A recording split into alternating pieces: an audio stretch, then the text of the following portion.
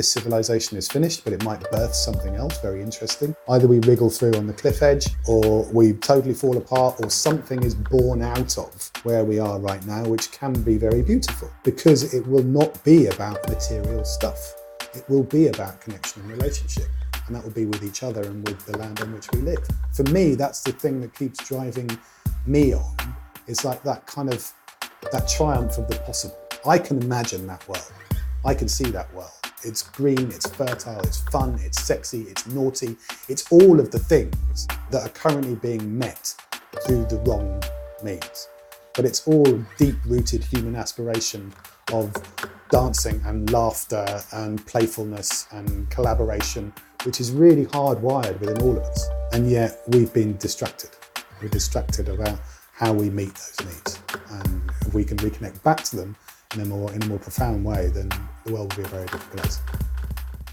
The combination of our guest today and recent UK political events inspires me to share a little about where this project began. It was in the run-up to the UK general election of 2010 that I had this idea based on feeling that we couldn't rely on the political system to deliver us the future that we choose. It was no longer about trusting a political party and politician to deliver our vision, if it ever was, but instead about us. Think Hat Vote was born, which is now the Future is Beautiful podcast. I went about asking as many people as I could to share their visions of the world that they want to live in and how we can create it. For me, it was about giving each person the permission and agency to create the world that we want to live in. My hope is that this podcast still opens up that question in your inner worlds and how you live your life. We open up permission to have our voice valued and to create community so we can be more courageous. One of the things that I've done over the years is gather people together for workshops and ask these questions so we share our visions. I highly encourage you to do this. And if you click on book on the website, there's a visualization you can listen to that takes you through the questions from the book, as well as actual pages inside of the book that you can fill in. I was recently at an event in Greenwich in London and wish to share some of what was expressed during that workshop. Here are some of those voices. So we talked about, we all kind of agree that we'd like to see more community in the world. So a future where community is more enabled and where people feel a sense of closeness with others and connection and spaces to be vulnerable with others. Well, we're actually in a consultancy that supports community. So we feel like we are supporting in that way. But I think also from like a larger public sector level, supporting those kind of initiatives is something we might want to contribute as well. Just looking at pollution and how to reduce it. I've just become carless and wanting to find out how wide we can spread a community of getting rid of cars, but upgrading public transport so that we can, probably the same thing as the First Lady, become communities so that we can get rid of prejudice, any of the isms, racism, sexism, in order for people to understand we are all equal as opposed to the divisions. Looking at what the top 10%, the high earners, can contribute to making us more equal as opposed to using their wealth to make barriers between all races. And it doesn't matter what kin or colour you come in, there's barriers and way too many. So I'd like to share the fact that we need to bring down walls and not build them. One thing that comes to mind is a few questions like, what do we really need, you know? And how, like, if I envision a future, I would love to see a future where we're prioritize other things that might be higher in some sort of hierarchy than just sense pleasures and the satisfying thereof. That is, for me, a personal journey in spirituality with meditation and learning how to distance yourself from those desires and needs and sort of. So I think that on a personal level, that's where I feel like I need to start. But then also like on a global level, I think we need to raise that awareness. Another thing that comes to mind is like how they managed to fool us all that this planet can be owned. You know, who are you? How can you own land? How can you own a piece of this earth? How can you make profit out of natural resources and whoever claimed to own them in the first place? You know, we sort of take that for granted, and I'm like, wait a minute, this is our world. How can you claim Earth for your own economical benefits? I think that's the idea we need to start questioning. For real. Last week was an intense one in the UK. On the night that it was announced that Boris Johnson would be the new Prime Minister after being voted in by only 0.13% of the electorate, we had epic storms across the UK. I was staying at a friend's house in Somerset, and we stayed up and went and stood on top of the hill and watched the storms. None of us had ever experienced anything like it. These long electrical storms that went on for at least an hour. I've only ever seen things like that out over sea, but never inland. And the day after he entered number 10, we had the second hottest day ever recorded in Britain. These symbols of heat and storm and fire were not lost on me as connected to the current political situation. Regardless of what your political views are, you can agree it's not democracy. It's a broken system, and one that I've campaigned against in my life through roles such as spokesperson on Yes to Fairer Votes or as a counsellor for the Electoral Reform Society.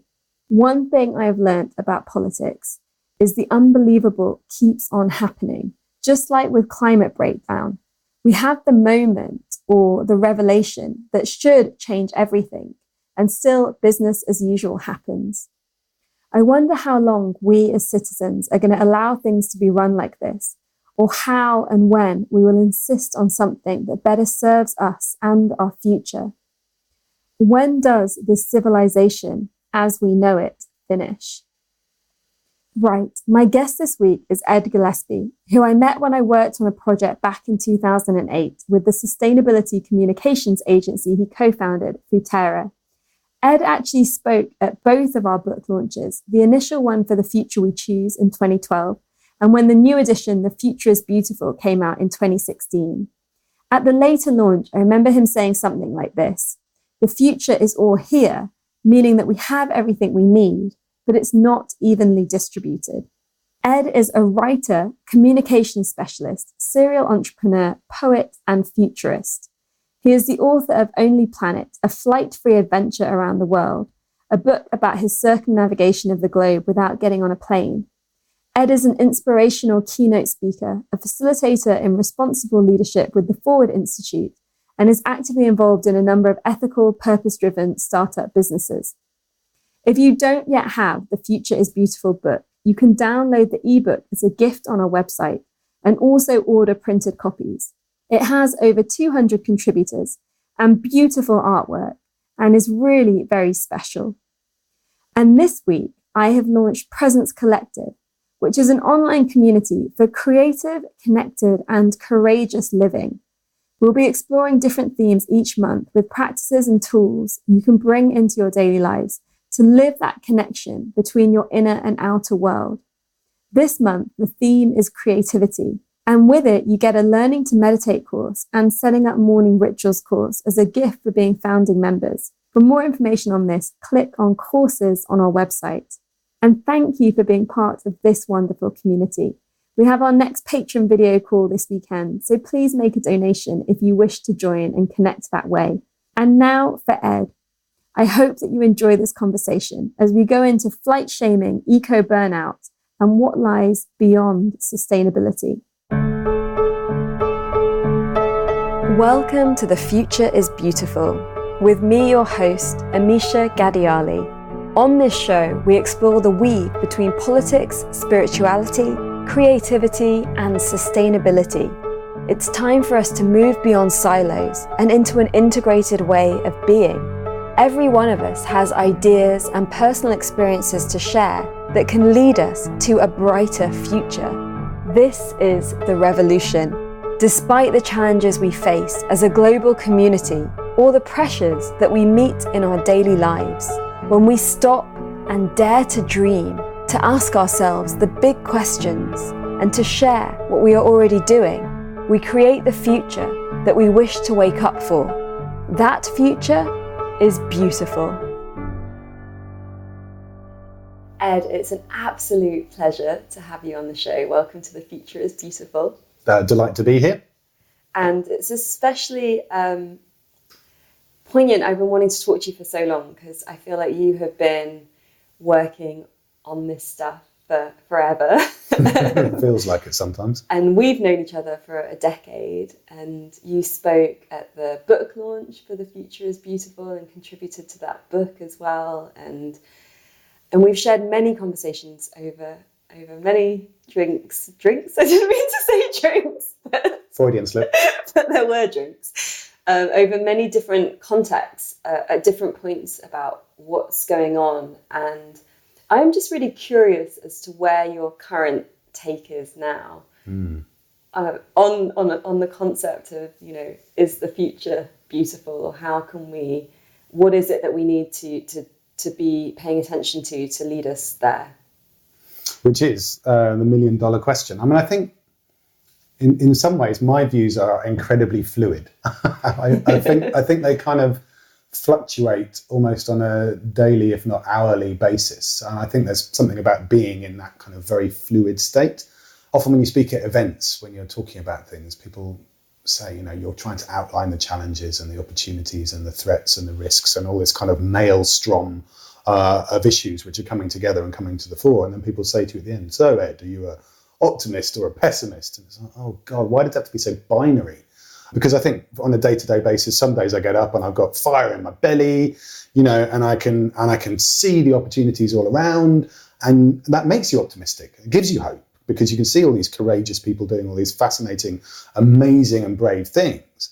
And then equally, another day you'll get up, you'll switch on the radio or you listen to a podcast or there's something in the news and you're like, oh my God, are we ever going to get beyond these things, these kind of internecine squabbles, or the kind of the political battles that seem to go on all the time. And I think, having worked in sustainability now for 20 years, you see those cycles come round and again, and I'm quite acutely aware, I think, of how my own cycles go in that kind of optimism and pessimism. And I think you have to be tuned into that because it's not all rosy. And also you have to have a realism, I think, about, what difference your optimism, the opportunities are actually making. And are we sort of directionally correct? Or, also to be cognizant of the fact that there's some actually stuff which is really unraveling very fast and in a much more scary way, particularly in the context of climate, than we perhaps anticipated. So, it's the classic light, dark, yin, yang, up, down, left, right, where am I on a daily basis? And I think many of us who've been in this space for a long time feel quite conflicted about how you position yourself, when you show up. That said, today, it's Friday, the sun is shining, been really looking forward to chatting to you today. So, and I'm feeling like there's a kind of sense of anticipation. So yeah, I'm in a good frame of mind today. Yeah, wonderful. It's really important that you highlight that kind of fluctuation, because I think that anyone that is living through the lens of sustainability or at the future, the challenges that are coming, I feel like this is quite an interesting moment because suddenly there's more press, there's more airtime being given to what's happening and what's coming. And some of us have known this for a long time. And like a slow motion car crash, yeah. And have been asking people to take this seriously, to take measures, for 10, 15, 20 years. And sometimes it can make me a little bit sort of cynical or angsty when I think about talking about single-use plastics 10 years ago. And then now there's a whole movement about single-use plastics. And sometimes I catch myself being a bit like, we were talking about this years ago and it's so slow and this is such a tiny part of the puzzle. And then I have to check myself and be like, no, be happy that this is happening now. Yeah. And be happy to have been part of the groundwork, and that these things are happening and that more is coming into mainstream understanding of where we are at in the world. But I think that foundation point, that groundwork is really important, because you don't actually always appreciate how important those foundations that you're laying are at the time. These movements are not necessarily created. They're born out of something that's already there. It was decades of single-use plastic campaigning which prepared the landscape and the seascape for David Attenborough's Blue Planet 2 and that moment of awakening. But that's not to dismiss, all of the kind of incredible work that went on in the build-up to that. So in some ways, there's an element of ego in it, where you're saying, actually, the stuff I'm doing now, or the stuff that we're doing now, we might not see the fulfillment or the recognition of that. It's about trying to play that slightly longer game and realizing that you may be teeing up the next activist or the next TV show director or the next cultural commentator who is going to help breathe real life into this and take it into a sort of mainstream consciousness. And I think if you can take that step back, then you can often find yourself in a much more reflective type of mood. It's like saying, because I think, that activist burnout, and I know you've talked about it on, several of the podcasts with different people, that it's real, where people vest so much of their self-esteem and their idea of self in being the gung-ho warriors out there, which is a vital role, but it destroys people because you become so emotionally engaged that if you feel like you're not winning every battle, it can become very demoralizing. You end up embracing a sort of, defeatist, fatalistic type of mindset. And I think that's what we battle with so much now, is like, is it about optimism? Is it about fatalism? And I don't think either of those positions are really useful. I think some of the optimism can be very one-dimensional, very brittle, this sort of techno-utopianism that, hey, it's fine because look at all the kit and technology that's coming through. That's gonna provide us with all the answers. And I joke about when we talk about electric cars. It's like 20 years ago when I was environmental manager for London Transport, I said, we'll have electric vehicles, but we'll still be sat in clean, quiet traffic jams. That's not going to be the solution. And equally, the fatalism doesn't help, because I think that just disempowers people, and and there's a sense of resignation. And in the middle of that, those polarities, those binaries, is courage and creativity. And that's why movements like Extinction Rebellion, which again is not just created, it's born out of something that was simmering there. In the same way that, the civil rights movement wasn't created by Rosa Parks sitting on that bus. It was a reflection of a simmering tension and injustice that was out there.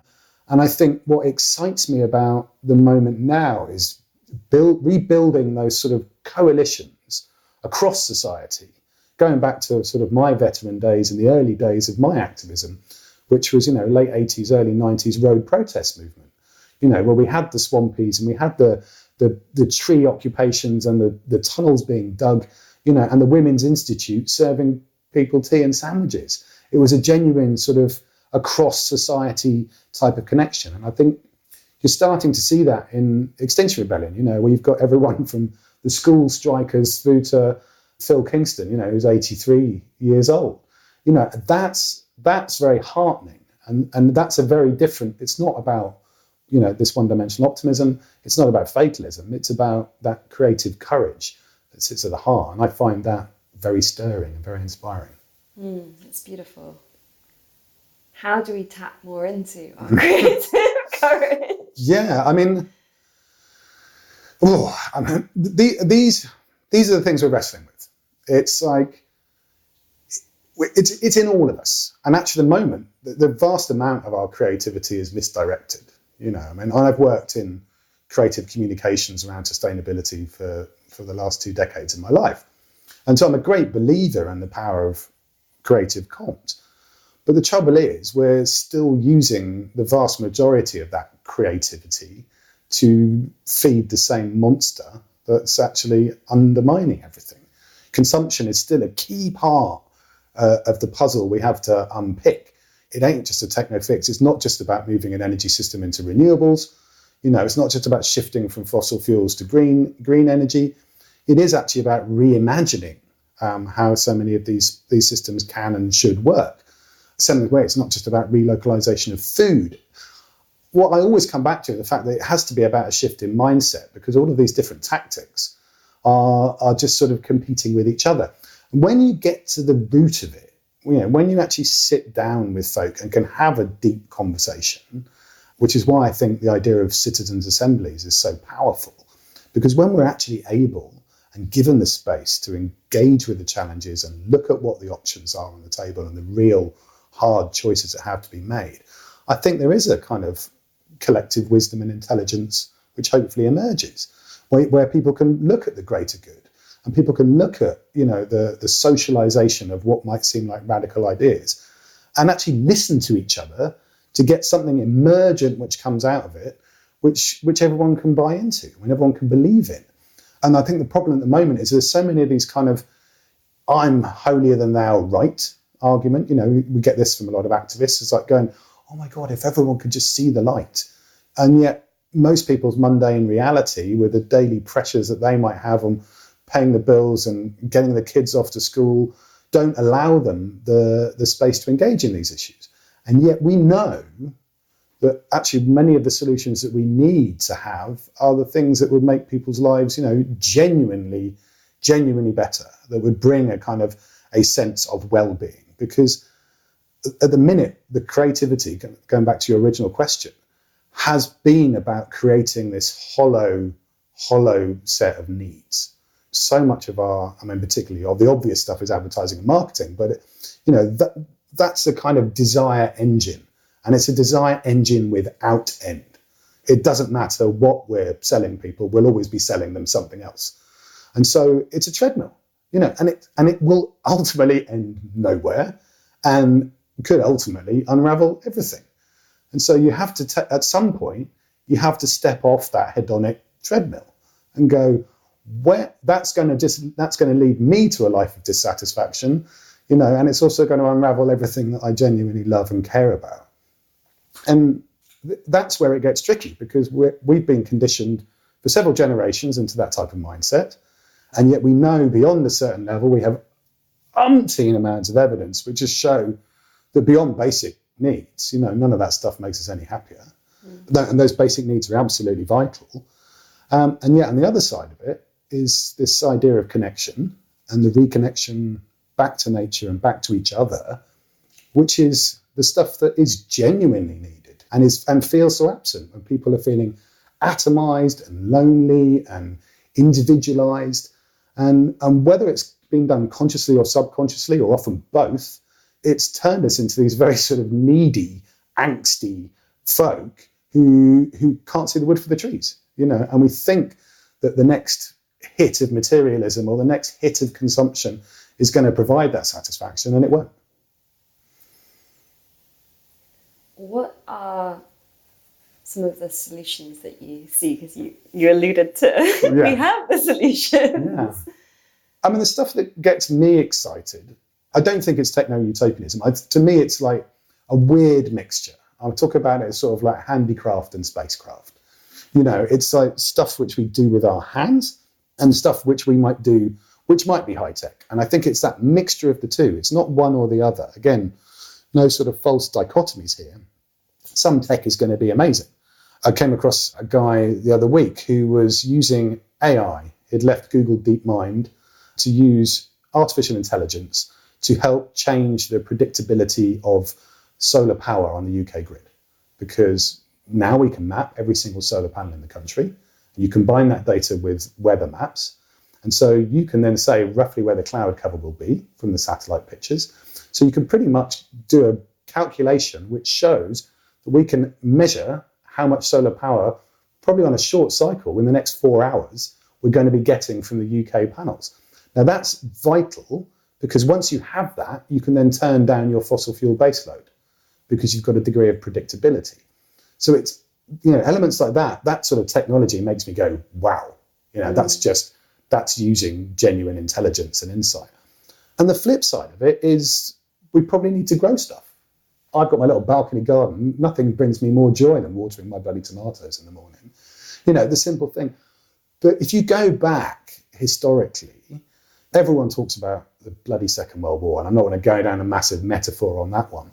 And we talk about a lot about how the diet of rationing in the Second World War was loads of vegetables, you know, a very modest amount of meat and dairy, and lots of grains, was incredibly healthy for people. And it had all these kind of benefits for heart disease and diabetes and the health of the nation.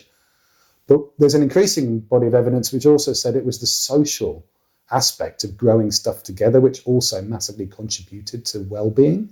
So it wasn't just physical, it was actually that community element of pulling together and working together in order to grow stuff and grow food and eat it together. And that's hardly surprising when you look back at the last 5 to 10,000 years of the Holocene and human civilization. That's what we've done. So, you know, that's a habit that's been broken, and that disconnection, I think, is really unfortunate. So I always get excited about the mixture of high-tech and low-tech. Some of it's very basic and timeless almost, and others the stuff is, let's use our kind of incredible ingenuity to come up with ideas which make the whole system radically more efficient. Yeah, we're able to use our minds and our technology to come up with all kinds of warfare and defense systems. Yeah. And if we were able to not perceive the enemy in other nations, but like not even think of it as an enemy, but think of it as like, how can we use this intelligence to protect humanity and the earth? I mean, I was watching a video clip the other day of Boston Dynamics, and it was two guys beating up a robot. It was two research scientists, you know, and they were demonstrating the resilience of the robot. But they were basically hitting this robot with chairs and trying to trip it over and push it over and throwing at things to catch and trying to unbalance it. And there was something, it was like watching kids bullying in the playground. There was something really, really deeply unpleasant about it, going, wow, you know, this is the way we're potentially treating our emerging artificial intelligence, you know, and our emerging robotics. And then, you know, that's the dark side. And then on the flip side of that, you know, one of the businesses that I'm involved in is like a small robot company, which is little agricultural robots called Tom, Dick and Harry, which could potentially displace the tractor from the land. And one of the problems we have in agriculture is the weight of the machinery and equipment, as well as the fossil fuels that they burn. But, you know, it compresses the soil, which means we have to plow it, which means we're destroying all the kind of mycology and the fungal hyphae in the soil, which give it its kind of richness and fertility. And yet these small robots could very deftly, you know, help us farm at scale in a completely different way. And at the same time, I also want to entertain permaculture and people having a different connection to the land. The way we use this stuff is a reflection of us. As you say, we can turn it into laser-guided, you know, flying bombs and practice warfare at distance. So we completely dehumanize the whole thing and this kind of remote warfare. Or we can deploy this technology in a way that, I mean, a friend of mine called it heart-led technology. And there was this amazing thing at the Saatchi Gallery, I don't know if you went to it, but it was called We Live at the Bottom of an Ocean of Air. And it was a virtual reality experience. I heard about it after. You heard about it afterwards. Oh, my God. And it was extraordinary. You know, you put on these gloves and a backpack and your VR headset, and you walked basically into a forest, and you could see the blood circulating through your hands. You could see your breath coming out of your mouth.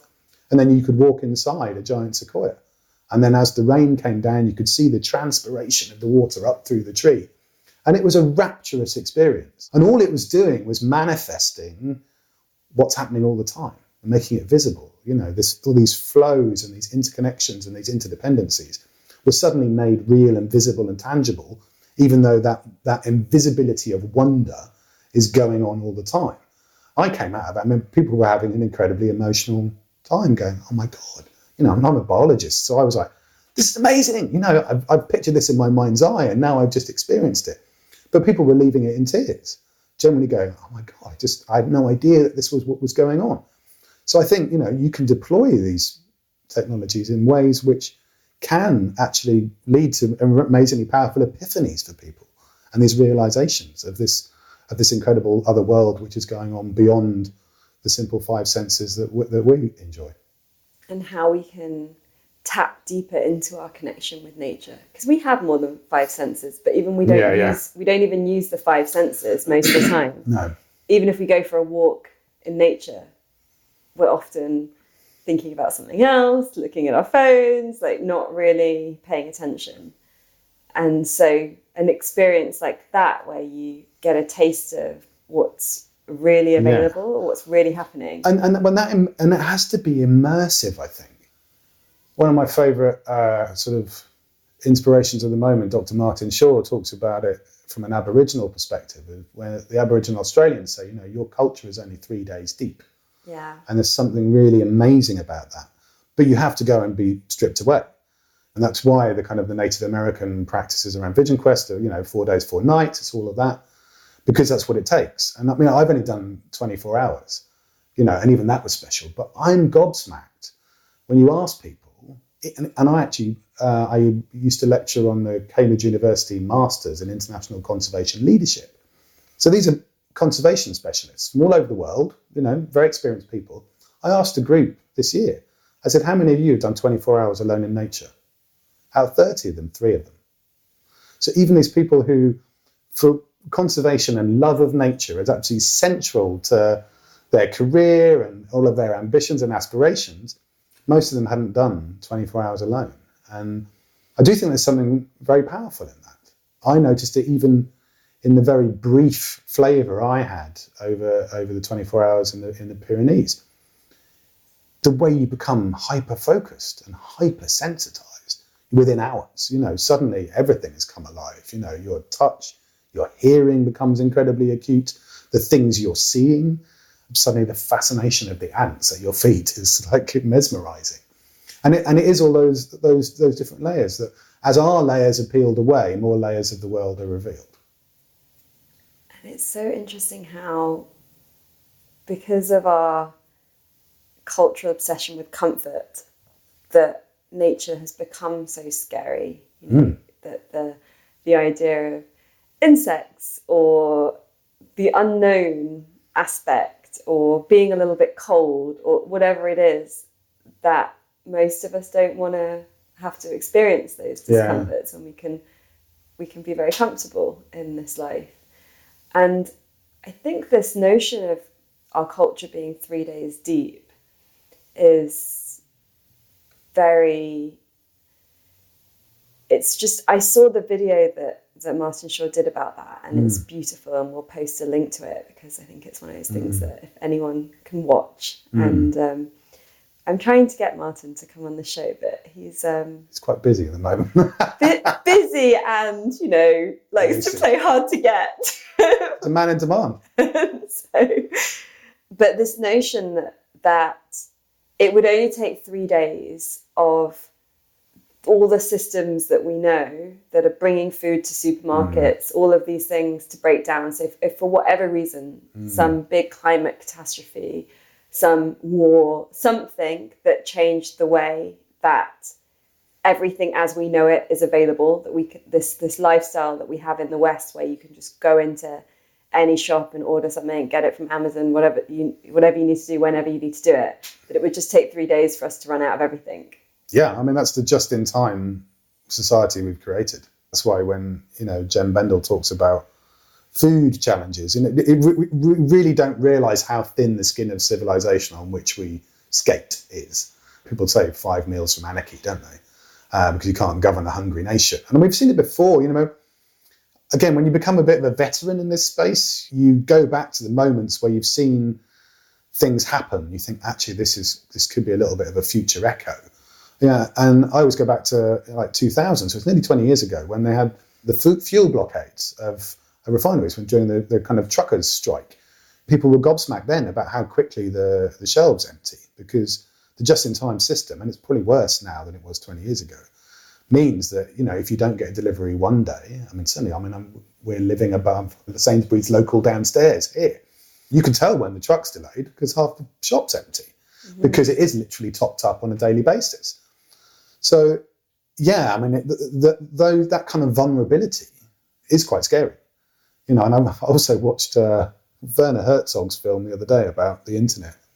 And they were talking about one of the major risks And this is one of those unpredictable, black swan risks, but the risk of solar flares, and it's not into the conspiratorial, tin hat helmet brigade, but we've had massive solar flares before in the past, and we know that there's a solar cycle, but those are the kind of things which take out, modern telecoms in a very dramatic way. And Werner was exploring, what the scenario might look like, and that's really back to basics. That's the stuff that's hard to plan for. Yeah, and I just think, well, I wouldn't know how to get home. I don't have any phone numbers of anyone that I know. No. I don't know where they live. No, exactly. That's the problem. And that has happened incredibly fast. When I went around the world without flying, which is 10 years ago now, no, 11 years ago now. I think we met and just come back. Yeah, so I did that trip, and I didn't take a mobile phone with me. My girlfriend at the time, Fiona, and I, we travelled around the world. We barely really used the internet. We were still doing it in that analogue way. And there's something in that, which I think one of the deep insights I take from that experience is that sort of going with the flow and not wanting to plan. And people say, did you plan your route? And it's like, not really. I mean, I knew in order to get across the oceans, you had to book a cargo ship because that's the way we were planning to get across the big blue wobbly bits. But apart from that, everything else, I actually wanted the journey to unfold. I didn't know where I want to know. I knew, basically we're going to head east. And it wasn't any more sophisticated than that, which also allowed you to make decisions on the hoof or take recommendations from people you met along the way. And there's something wonderful about that. And so I think being present in that sense, I think that's kind of gone for a lot of travellers these days because you can be constantly online, you're picking up Wi-Fi wherever. You can book your hostels in advance. So, you rock up, you know where you're going. There's none of that sort of wandering down the street of a strange town at night going, where the hell am I going to sleep? Well, my community happens through my phone. Yeah. I don't feel like I have a physical community. I've tried to create one and be part of one, and for whatever reason that's not really happened yet. There's a multitude of reasons, which we won't go into right now. But at the moment, I'm quite nomadic, and the people that I care about the most are in different parts of the world. And if it wasn't for being able to video call them, I wouldn't have that sense of being connected to anyone, really. But again, it's not binary, is it? It's not either or. I mean, you and I might not see each other very often, but obviously there's much more interaction online. You get that connection. I'm totally with you on that. And I'm not down on tech. I think handicraft and spacecraft, think about both. And it's like, you can have these incredible real world relationships, which are sustained by the virtual connection in between, the physical interaction. Again, it's not one or the other. Yeah, but what I think is interesting about that is just noticing kind of where the shadows are of our dependencies, because I can be somewhere, and I've talked about this with a few other friends that are living sort of similar lifestyles at the moment, that you're not really there where you are, because a lot of your life is still happening through digital connections rather than through the physical connections of where you are. And I know for me, like, this isn't a lifestyle that I want to live for much longer. Like I think when I think about what is it that you can do, or where do I see people having like the most like small and then potentially big impact, it's often where it's really based around a local community and a sense of being binded together through location, through whatever you have to face from the weather and the way that the climate's changing, that there's some sense of being tied, that you're able to share vegetables because suddenly there's too many apples, or suddenly, that these abundances like crop up and you share them, these kind of things. But it's interesting how we plan so much, we dip in and out so much, and the experience that you had of slow traveling and actually being present to where you are and going with the flow, and you did it without needing to take pictures for Instagram or anything. Well, exactly. So there was no direct feedback happening.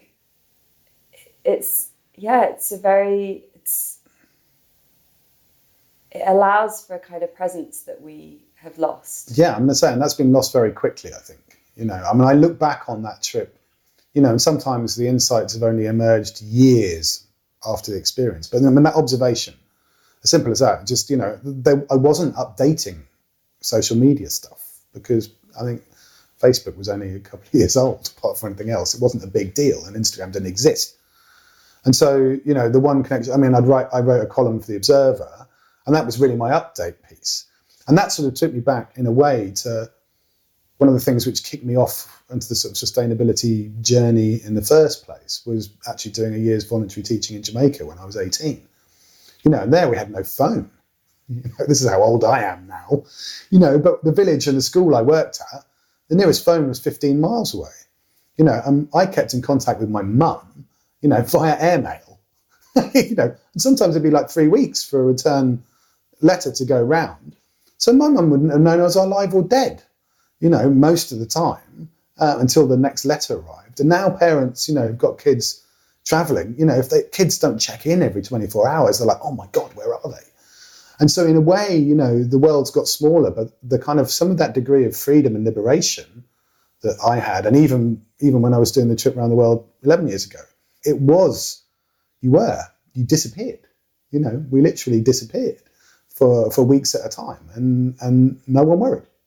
And yet now we're suddenly in this paranoia, like going, oh my God, where are they? I haven't seen anything. Something terrible must have happened. In some ways, that's not necessarily a good thing. It's like, it's good for us to disappear now and again. Yeah, it's complicated, isn't it? Because you sort of want to turn your phone off sometimes, but then you also want to be like available if there's a family emergency. Yeah, well, and again, that's the always on. I mean, with the Forward Institute and the responsible leadership stuff I do, we do these residentials. And the last residential we did was at Sheepdrove Farm, a lovely organic farm in Berkshire. And but there was no signal there, really, or only on one sort of part of the site. And everyone's angsty for about 20 minutes when they first arrive.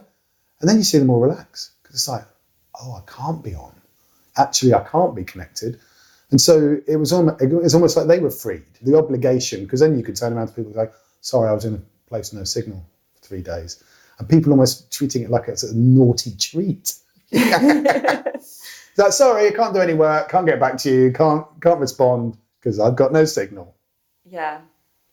And then on the other side, when you're traveling around the world and you're trying to keep up a work schedule, and it's so stressful and you can't get online, and then you're like, oh, this is so crazy. Yeah. That to be these like Westerners running around Asia being like, where's the Wi-Fi signal? But this is the other thing about presence as well, and reflection time. I think the way that I did that trip, the way that Fiona and I did that trip, there was so much reflection, because it was so much staring out the window of a bus or a train or engaging with folk.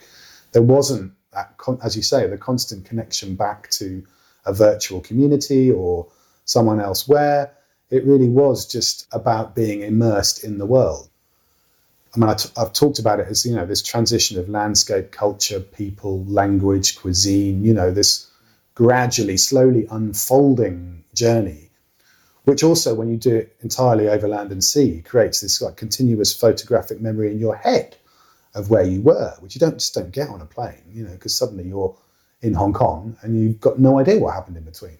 Whereas I've got a complete visual photographic memory of my whole journey to Hong Kong over land that I can play back in my head, which is really quite incredible. And I think the thing with slow travel now, and it's coming back in, you've got this Flygskam in Sweden now. They talk about flight shame, because obviously, aviation is such a contentious thing. And KLM, I noticed this week, was, the chief executive was basically saying to people, think twice about flying. That's the head of an airline saying that. So you're in weird times. And so what we were doing 10 years ago was quite pioneering, but I do think there's a beauty to that overland type of journey, which is where you realise that what connects us and that everything we have in common is far more important than the kind of relatively petty stuff that divides us. And I think it's a more rewarding and more satisfying form of travel. It's the long, slow seduction rather than the kind of wham, bam, thank you, ma'am, knee trembler behind the bike sheds. it's not instant gratification. It's earned. And that's an offering to choose to do it from a completely different perspective of the shame. So I've been thinking about this a lot recently, that definitely when I was like a much stronger eco-activist, it was all about like recycle and do your bit and like, come on, and this onus on us as the individuals, as the citizens, as the consumers, to tighten up everything that we were doing, with an understanding that things needed to happen on a corporate and a governmental level as well.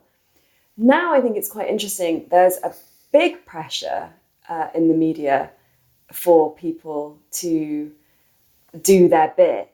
And it's not being matched on the corporate and the government levels. And actually, in ways that I think are quite disgusting, like the double standards and the no tax paying and all of these things. And then this onus put on people that are trying to make ends meet in a system that doesn't serve, in a system where they are machines, human capital for that system.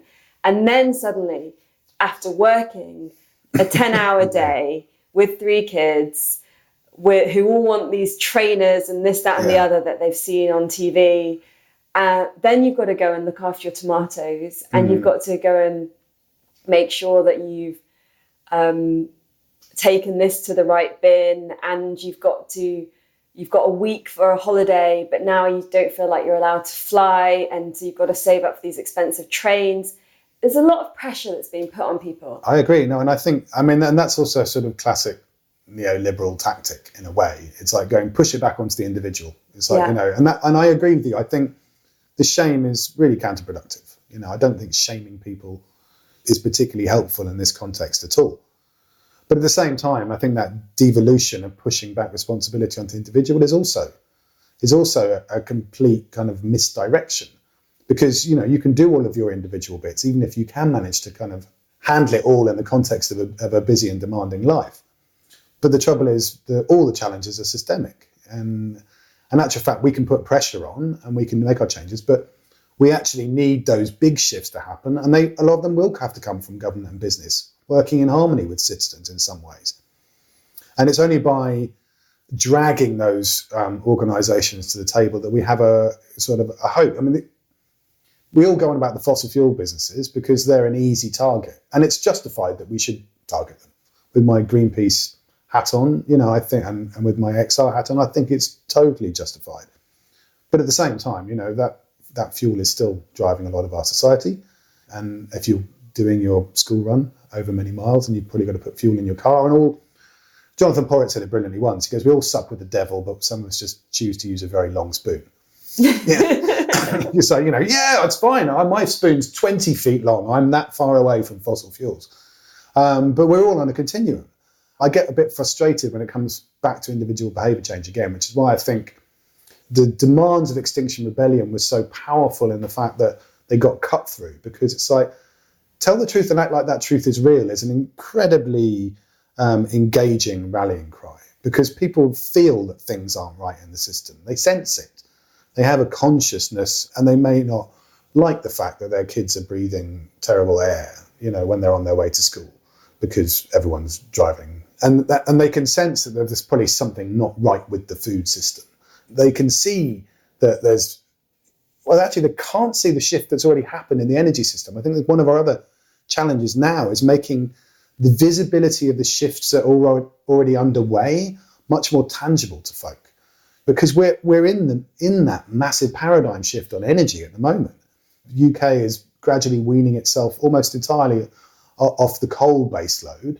And this is the first time since the Industrial Revolution that we're not using coal energy on a daily basis. And renewables have come in and filled a lot of that gap. And we've got 7 of the 10 biggest offshore wind farms in the world in UK waters. They might have been built by the Danes, but that's all about collaboration. But people don't sense that, I don't think, unless you live in a coastal community where you can see an offshore wind farm. Perhaps you don't have that awareness. In some ways, I think the thing that people should be much more excited about is the fact that we're several steps into this journey. We're not starting from scratch. And we need to acknowledge the things we've achieved, but also be very frank and clear about how far we have to go and how quickly. Because I think then if people realise that we were coming from a better springboard, they might be more engaged. They might have more hope, and they might have more courage to take more action. It's interesting. I want to go into flying a bit as an example, because it's an obvious one, as you are Mr. Slow Travel, the original Mr. Slow Travel. I don't think I was the original. No. I think there's lots of people doing it before me, before planes were around. You know, in Guardian Observer culture of our current time. I fly. I don't try and hide it, because that's another thing that a lot of people are doing, that want to be seen. Well, that's what I'm saying. It's the flig environmentalist. scam. It's like, people going, I'm pretending not to fly, but actually I'm still going on a plane. I know lots of people that would never, ever hint on social media that they've left the country, but they have, and they are, because they don't want to be seen as flying, because they know that that's the big taboo at the moment that's being discussed. I've thought about flying a lot, and I went through 3 years where I didn't go any long haul flights, and I did one return little flight each year that were for specific trainings that weren't available in this country. And that was beautiful for lots of different reasons. It was part of a bigger exploration that I was doing around being more present in England. And this might be an excuse, and this might be something that I've now tricked myself into believing is a justification. But I have made a decision that for various reasons, spending time in Asia has become very important to me, for lots of cultural reasons, for not wanting to be the only white person in the room anymore all the time, for wanting to explore different aspects of my own culture, through wanting to have a break of living outside of some of the densities that I feel in this society. And because after years of kind of martyrdom and always doing the right thing, I kind of am having a little rebellion where where in all honesty, if I look at my Facebook and then it's like flight shaming, and it's people saying this is the real hypocrisy that I see of activists, and we need to talk more about how people that say they care about the world are flying. And there's a lot of that on my Facebook feed. Plus I know about the secret flyers. And I love this idea. And they probably have like a disguise, a cap. Exactly. I have got images of people in fake glasses and a moustache going, I'm not really going on this plane. Yeah, in case they're spotted. And then you have a lot of the people that you and I respect very much for their work, and they are still flying, holding talks and seminars and in different parts of the world. There's the fact that you go to another part of the world and it does shift something very deep inside of you that you can't always get in your own culture, because it is seeing another possibility. Yeah. And so I see all of this, and I have also just been responsible over the last few years for encouraging people to fly, to come to India with me, to go and visit spiritual sites. And of course, I've been asking them to offset their carbon and do these little things that do something. And then I get a bit stuck in this whole justification, guilt, shame. Am I doing the right thing? Does it even make a difference what I do? That's life. I go to the airport and I think, and I look at everybody that's there that's flying, and I think, how much difference is a few Guardian readers not flying going to make to this whole thing? Because what we're talking about at the moment is a very small amount of empty seats on planes that are already going. I know, I agree. I mean, it's such a viper's nest, because it's like so many of these issues, it's so complicated. It depends on how you slice it. If you say, on an individual basis, flying is the worst thing you can do, because it's probably the single most intensive carbon behaviour.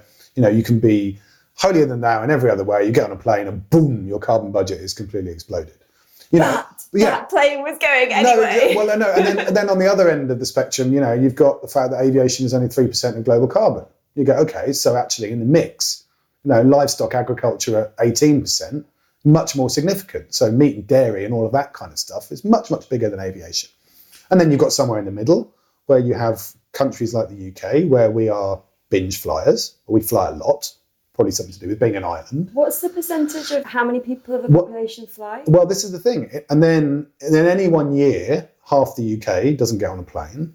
And actually 75% of flights are taken by 15% of the population. So, and this is where the truth becomes quite interesting, because what we've seen in the last 10 years is not a great kind of democratic, accessible opening up of aviation. What we've seen is the price come down and a very small number of people fly a lot.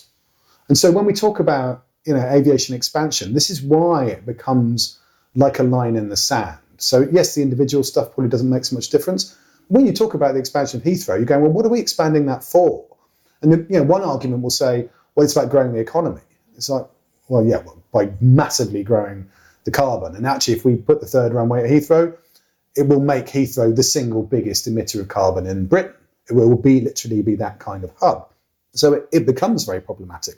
And also, who will those flights be for? Business travel is declining. So we're always told it's about connectivity, but business travel as a percentage of the mix is going down, because business travel, when you do a lot of it, it really sucks. And we're getting more sophisticated systems and teleconferencing, and businesses actively instigating rules which say, you can do more of this stuff online, because actually it puts a lot of pressure on the person, not just the climate. And it's expensive for and business. It's expensive. If they can do a video call instead of send someone. And welfare and time with your family and all of those things. I think when you're in your 20s and 30s, business travel feels glamorous. And then, trust me, when you get into your 40s and you've got a kid, you're like going, I want to travel less. I don't want to be kind of pinging around all over the place. So actually, when we talk about airport expansion, it's because we want to fly on holiday. And, and I personally make a very big focus, because I still fly. I'm not a secret flyer. People might suspect I am, but I imagine that you hadn't been on a plane for like 12 years. Well, I know I didn't fly on holiday. I just projected that onto you. You projected that? No, I didn't fly on holiday for 13 years. Yeah. And then in 2016, I got offered a trip to Antarctica, and I took it. Hand on heart. I flew for the first time in 13 years. Haven't really flown on holiday since either. Maybe done one flight. I have had to fly for work. I have a kind of European rule that if I can get there within sort of 24 hours or so, I'll take the train. So I did a talk in Zagreb in Croatia the other week, where I did sleeper trains in both directions. But you can do that in less than 24 hours. Most of Europe is accessible. And to be honest, short haul is the bigger problem in a way, because we've started to treat planes like a flying bus. And short haul is also more carbon intensive per passenger kilometre, because most of the fuel is used in takeoff and landing. So actually, once you get to cruising altitude, flying becomes a bit more efficient. And so short haul, there's a lot more burn for the miles travelled. So, and it's the kind of mini break mentality, and people flying to their second homes. I would be a lot more comfortable with people saying, I want to take the one flight to go and do my incredible experience and spend 6 months in New Zealand, than I am with people. You meet commuters. I know someone who works for an airline that shall remain nameless, but he commutes from Glasgow to London every week. People are doing a flying commute, and that's sort of mad. So I think there's a lot of fat in that system, which is an unnecessary indulgence, which is entered in and then been justified in big economic grounds, but it's not. It's another sort of acceleration and intensification of craziness. And that's where I think it's important to kind of realise what this shaming is. So if you are wanting to, you've got Australian ancestry and you want to take your kids to meet their grandparents, I don't want that family to feel guilty and shameful about that. No, love in miles. A system, that's love miles. In a system that's corrupt and broken. That I'm really feeling this at the moment, because I feel like there's suddenly all this pressure in the media, which is great because it's awareness, and I think more and more people are understanding about how serious these issues are and how we all have to do something. But you heard of the frequent flyer levy, which is Leo Murray's idea, which is genius actually. And what he suggested as a sort of policy move is basically, at the minute everyone pays air passenger duty. You know, you have this tax which is put on, it's supposed to be hypothecated, it's not, it just disappears into treasury coffers. What Leo proposed is that you cancel all air passenger duty and you replace it with a frequent flyer levy, and everyone gets one free flight per year. And then the second flight you take, there's a tax. Mm-hmm. And then the third flight, it doubles again. So it becomes like a ratchet. And so actually for the hard-working family who takes their one holiday abroad or goes to visit, you know, distant relatives or something like that, then they don't pay any tax. Yeah. But if you're pinging back and forth to your second home in Tuscany, it's going to cost you a lot. Yeah. And I think that's quite fair, because what it does is it doesn't price people out of doing one flight per year, which is the horrible thing that some of these crude taxes do. They just, you know, when we talk about some of the meat stuff, it's like going, I don't want necessarily the minimal amount of meat that people might want to eat to just be the preserve of the wealthy. We have to try and make these things egalitarian and fair, because, you know, there's only so much of the pie to go around, and that needs to be distributed in a way which isn't selfish and self-interested. Yeah, I totally see how that shift would take out a lot of this like extra pressure on those that don't need it. Yeah. I was just in Ibiza in Spain. I was there for a month, and there are a lot of people living there that go to London or somewhere else every week. And interestingly, I saw a snake on the first day when I got there, and I thought I was hallucinating because I didn't know that Ibiza had snakes. It's not like Ireland. It was a huge snake, and it was kind of crossing the road in the dark, and I was a bit like, was this happening? Yes, I stopped, and then I was like, is this happening? And then I went and looked up when I got back, like, does Ibiza have snakes? And it turns out that because on this island there's a lot of very wealthy people have second homes, and one family didn't like the trees available in Ibiza because it's quite a rocky, wild landscape.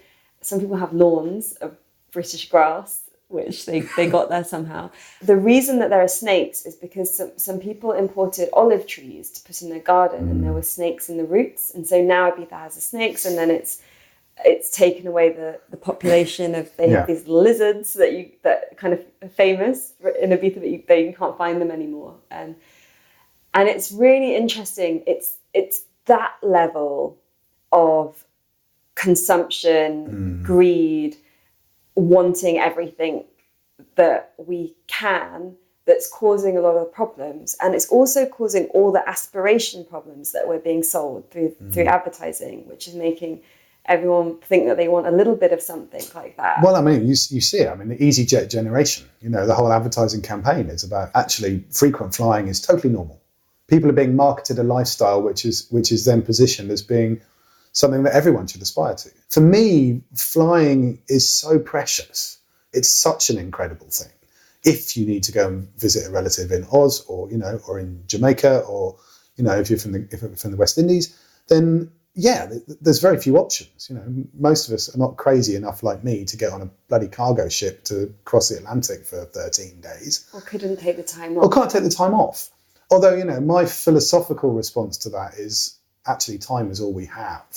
And in some way, you know, if you can navigate either sabbaticals, because, you know, this is part of it as well. We go, right, I've got 2 weeks, got to go and get the experience.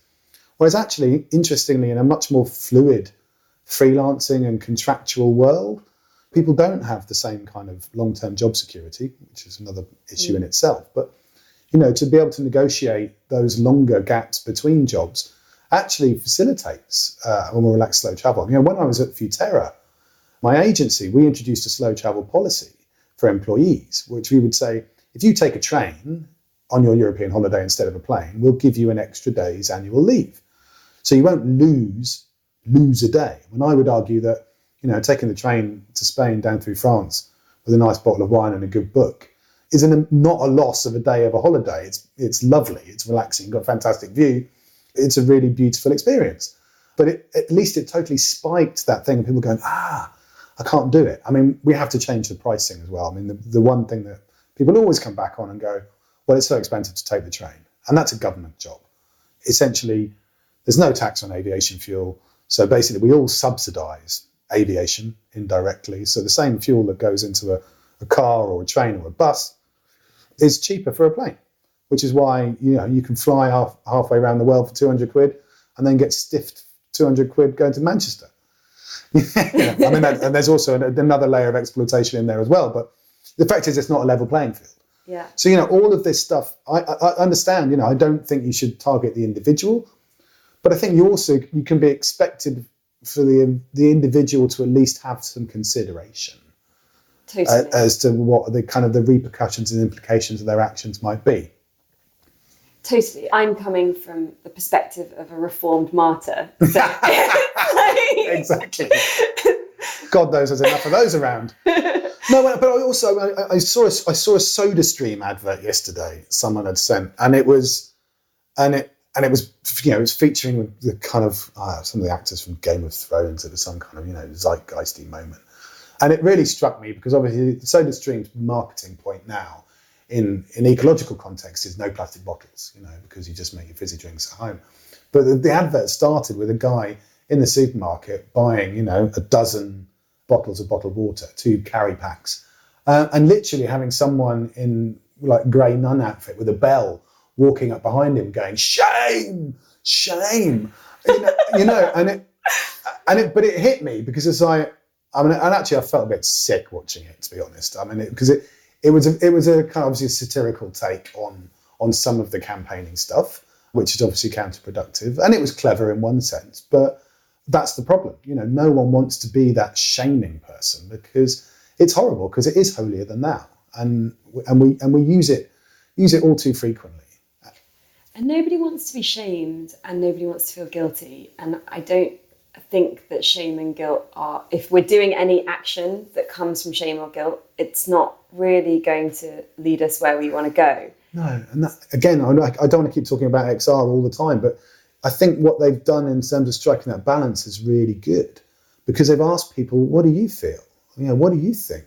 The conversations that were going on between activists and police, when the police have got kids, and they're having that discussion. It's not about, you're the state and we're the people.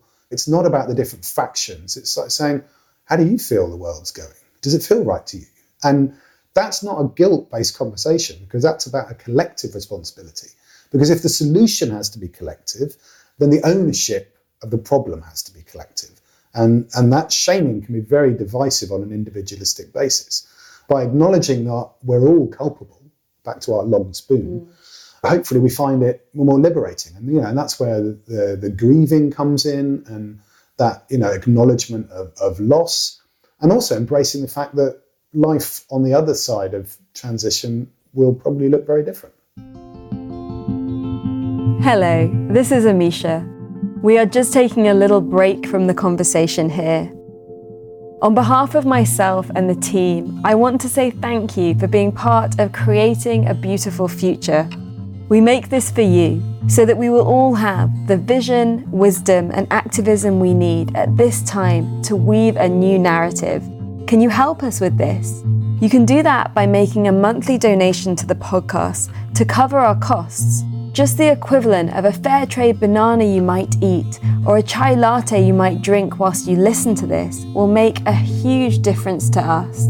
Head to www.thefutureisbeautiful.co/community to become a monthly patron.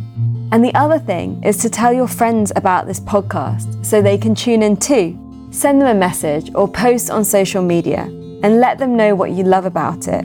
And whilst you're at it, leave us a review. And now, back to the conversation. Thank you for your loving beauty. The one thing that I noticed about XR in its comms, very different to when you go to an event, is there is a bit of fear. Because, the notion of extinction, the notion of societal collapse, the notion of deep adaptation. And they say we're fucked a lot. Yeah, and they make it feel very like it's happening next week, and it's very interesting where the line is with this, because obviously if we're not using shame and guilt, then we want to be inspiring. But I know from the years in sustainable fashion, that was what celebrity can we get to wear sustainable fashion to make it desirable? Very slow. It's very slow and it's very small, and it's sort of appealing to something inside of us that actually, like, that's part of the problem. Like we need to wake up in a different way. So it's like, how do we do it without fear and with some sense of urgency, but not like this urgency in a we're all about to die kind of way. But you're right, because this is part of the delusion of sustainability. Because people have worked, and amazing people, really dedicated people have worked, for example, in what you're talking about, in sustainable fashion. And yet, news headline this week, Britain is about to spend £800 million on 10 million outfits for weddings this summer, most of which will be worn once. We're not fixing the problem. We're doing amazing work, and we're doing stuff which is beautiful and creative and laudable and wonderful, and it's not changing. And the government has ducked the responsibility on that when they had the possible 1p tax. 1p on fashion. I know, and so part of the issue is here. This is where we have to be wide-eyed and open-eyed. And I say this as someone who's done 20 years of activism and campaigning and consultancy, and going, winning slowly is the same as losing. And at the minute, we're not even winning slowly; we're just losing less quickly. And that's the issue. So the size of the solutions have to fix the size of the problems.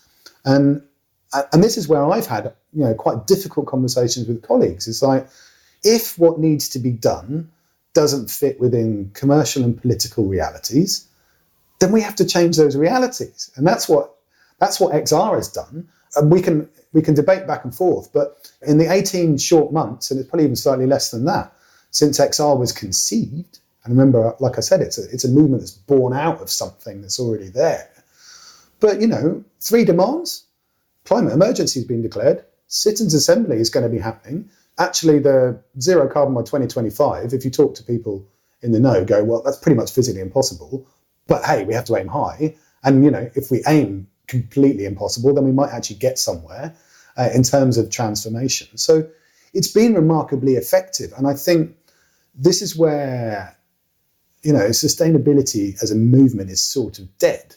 And where we have to be moving on to is this idea of regenerative business and regenerative culture and regenerative society. Because whatever happens next, it's going to get bumpy.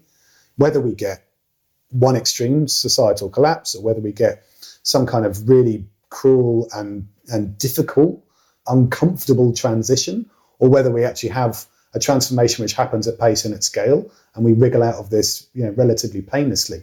It's not going to be the status quo. And the status quo is actually accelerating us towards the cliff.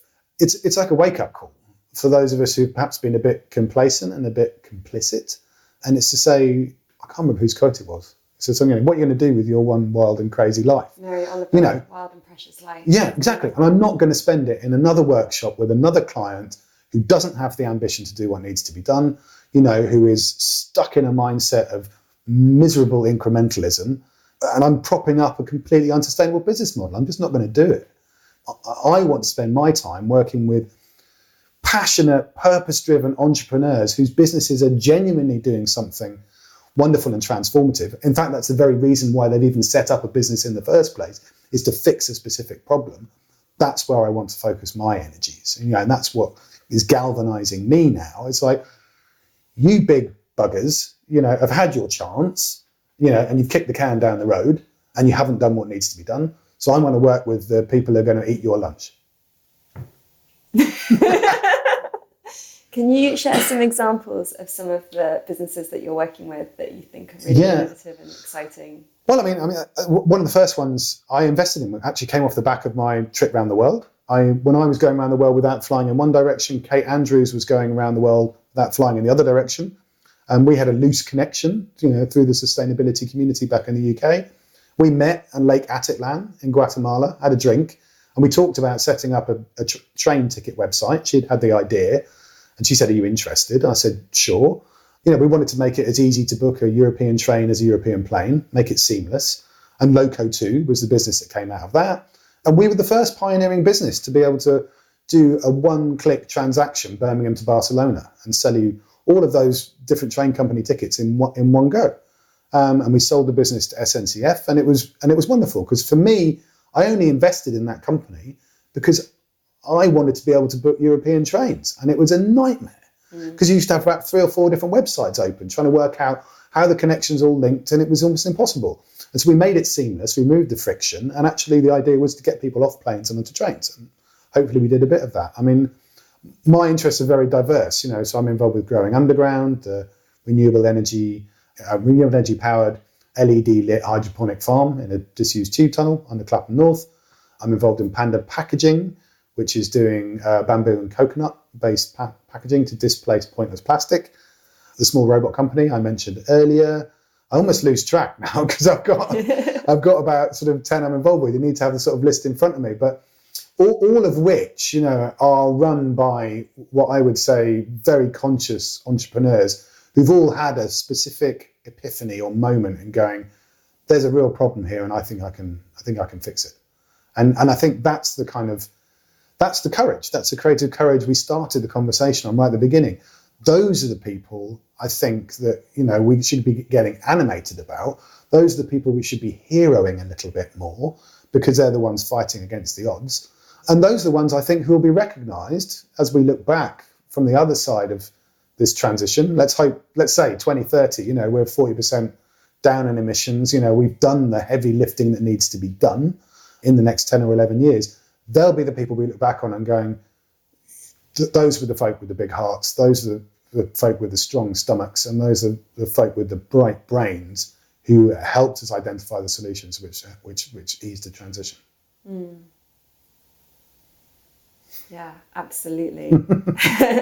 And hopefully the systems that are holding all of that back will keep on crumbling, because the cracks are definitely there. Well, Will Steffen, one of my sort of futurist colleagues in the States, calls it predatory delay, which is where the pace of change is being dictated by the losers. And it's a really pernicious, and you can see it particularly in the energy sector, where the big fossil fuel, oil and gas companies make a lot of money out of the status quo. So they're essentially delaying the transition of the status quo, because they're making profits now whilst the costs are being borne by everyone. And that is dysfunctional in any kind of market economy, but that's essentially what's happening. And we need to be really conscious of predatory delay in all sorts of systems. You can see it in the fashion world. H&M does some very interesting work in terms of innovation within their business, but the main thrust of the business is still incredibly problematic in terms of that fast fashion notion and proposition.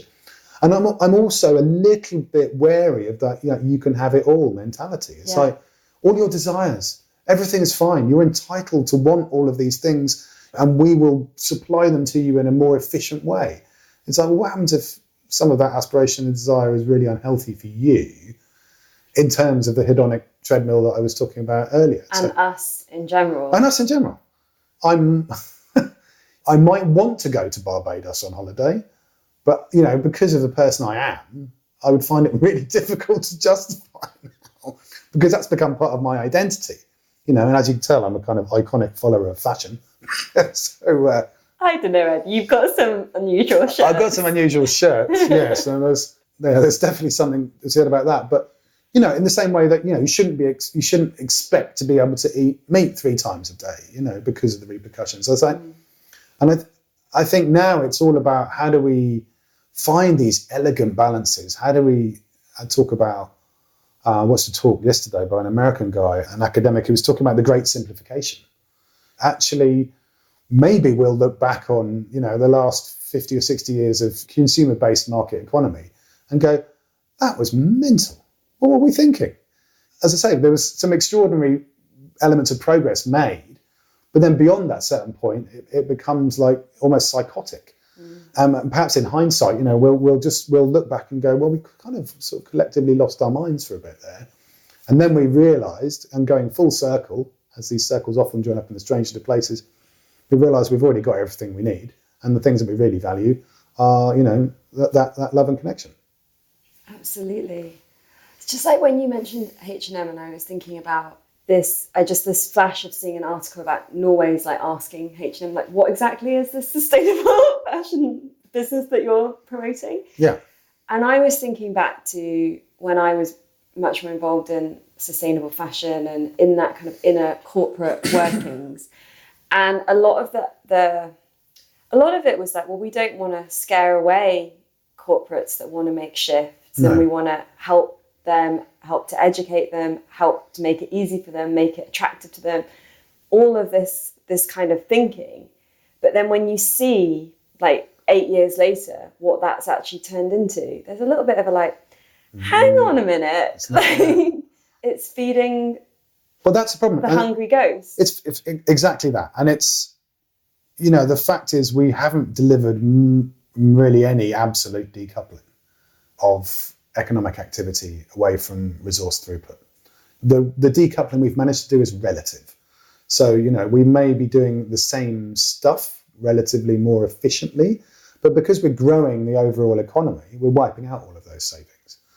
And I think that's the issue. So, you know, even these well-intentioned, conscious businesses at scale are wrestling with that. You know, even Unilever, the poster child of, you know, sustainable business movement, has said, you know, double the size of the business whilst halving the impact. Well, that's standing still.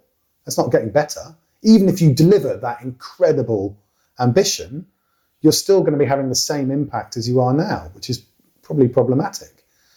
It's got to be beyond that relative. It has to be absolute. And that's why I think business models just start to blow up, because I just don't think it's possible for them to deliver it. I mean, we talk about it from the political side. I think Kofi Annan used to say every politician knows exactly what they have to do on climate change. They just don't know how to get re-elected after they've done it.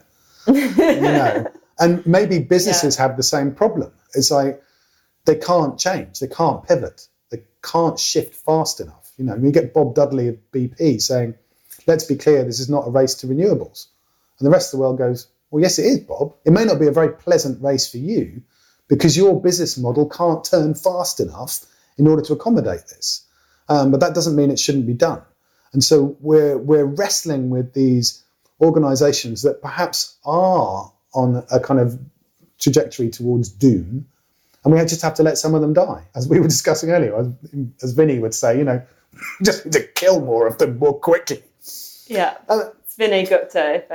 Vinny Gupta. If you haven't heard that podcast, do listen to it. But, you know, and I've had very controversial conversations, you know, when I did a workshop with a bottled water business, which for me was one of my absolute penny dropping moments, and going, the aspiration to prop up a model which makes no sense in the world we're in now, taking perfectly potable drinking water and sticking it in plastic bottles and trucking it around Europe to places that already have perfectly potable drinking water. You know, it's insanity.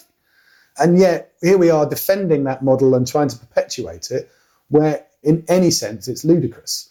And so businesses like that have to kind of look at themselves very hard, because, you know, I think we are going to have to kill some of them.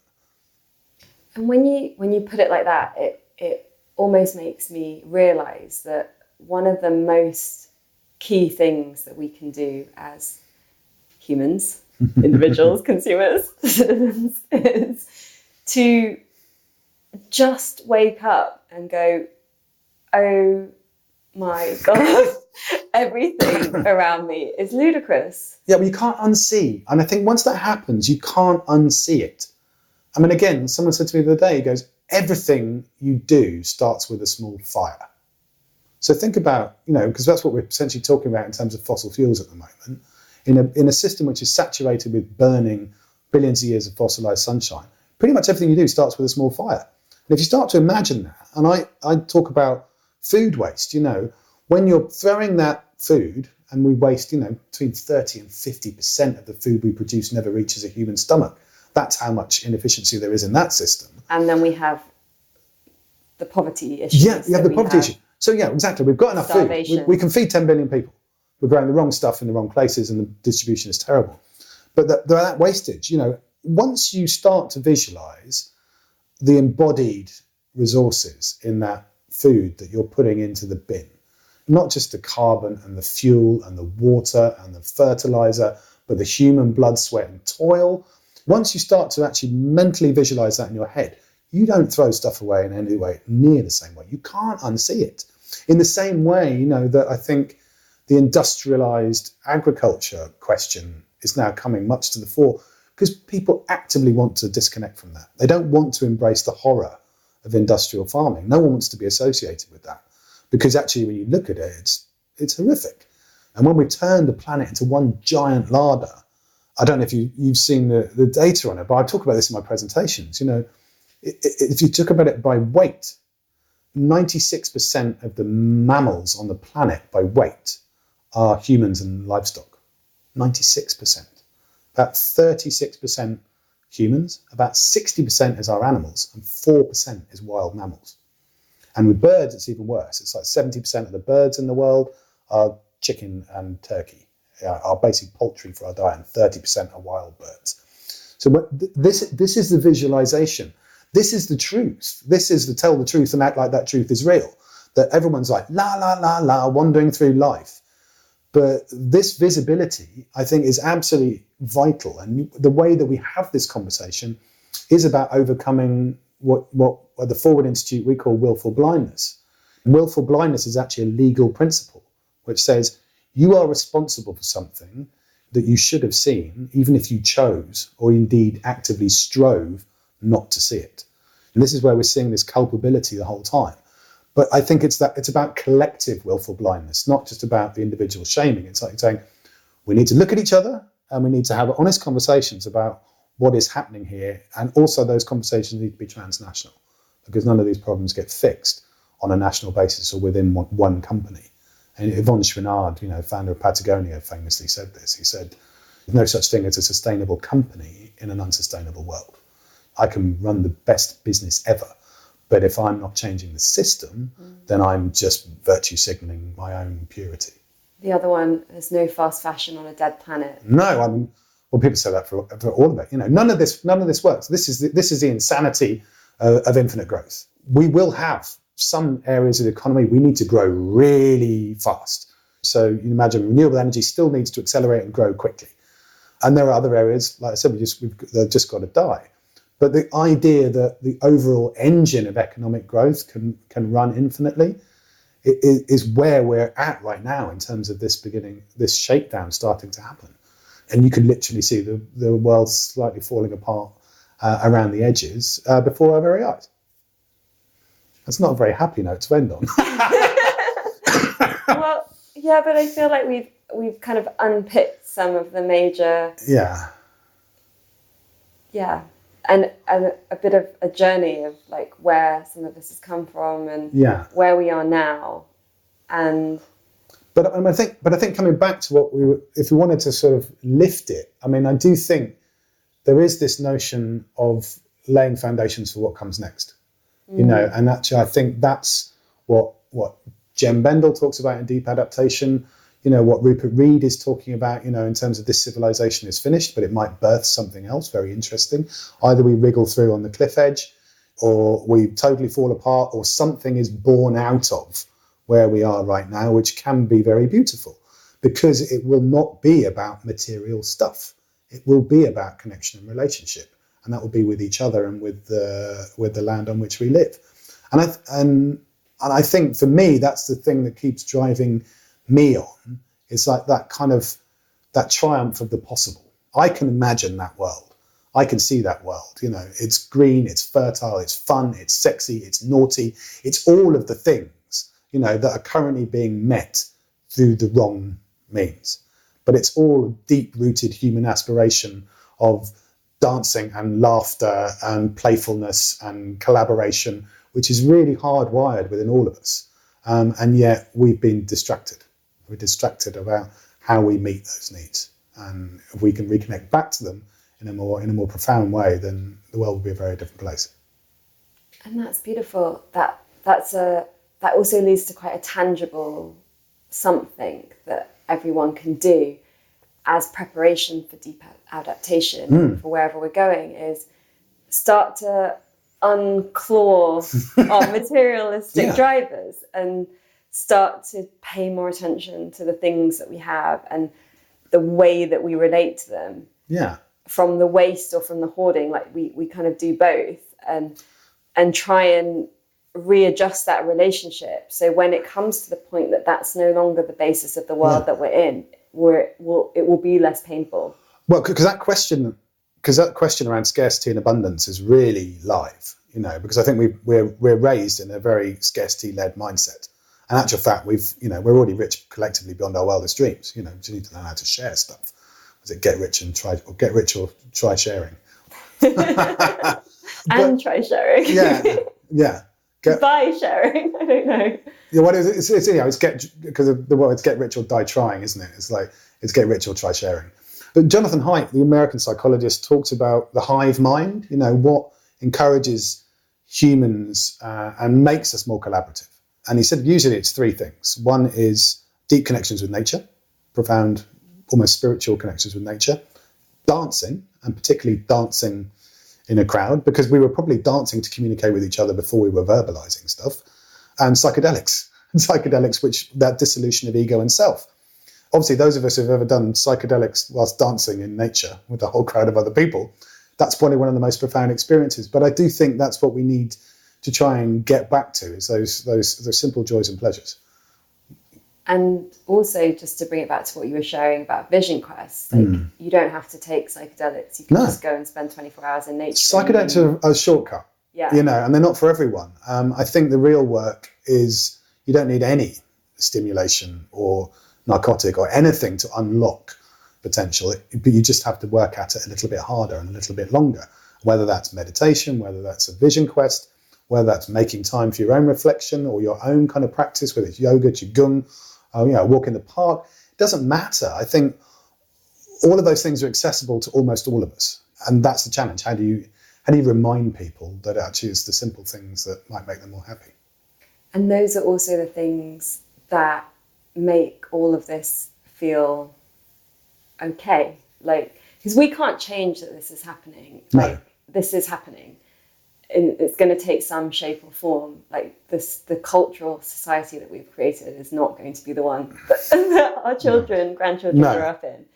And so how can we let it go with dignity? And a lot of that is about like not being so serious. And I know that I used to be so serious about all of this stuff. And for me, that connection to play, to wonder, to all of those things that we just talked about, I've got it through some of these practices, means that it's like it gives that kind of flexibility and that ability to adapt and to move with what's happening, and to not focus so much on loss, but focus on what's there, what's possible.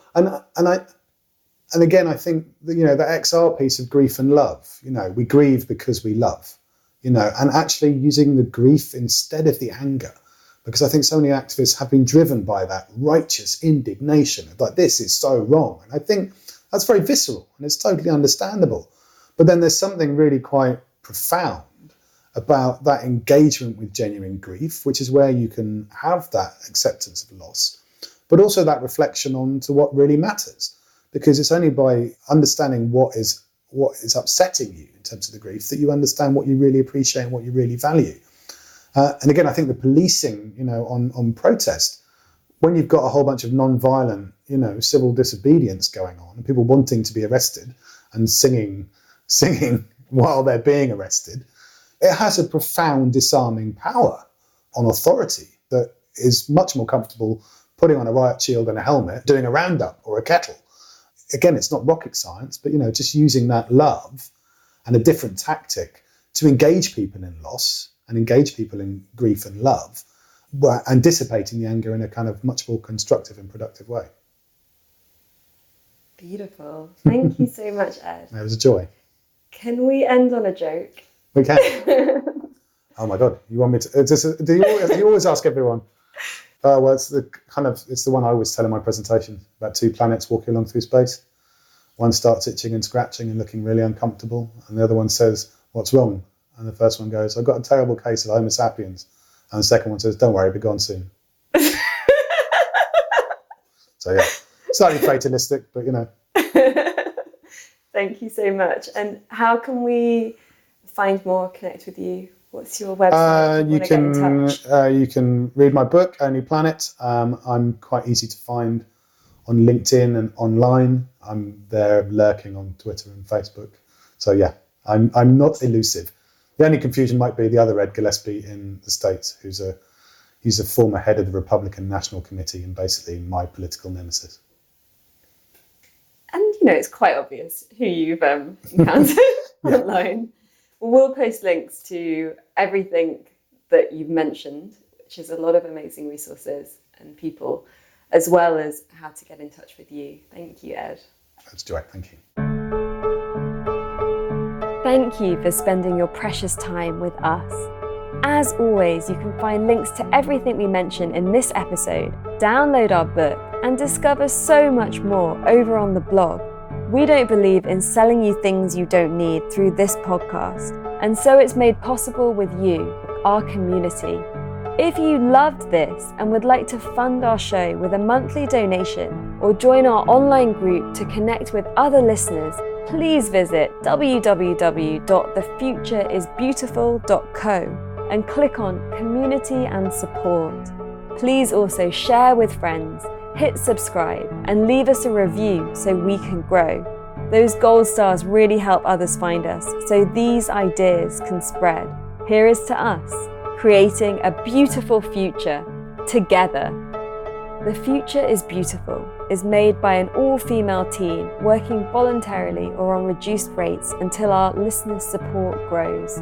If you have been moved by anything you heard here, please donate the equivalent of buying us a drink. All donations make a huge difference to us and will allow us to keep doing this and remain advertising free. Until next time, I leave you with this question. How will you create beauty in the world?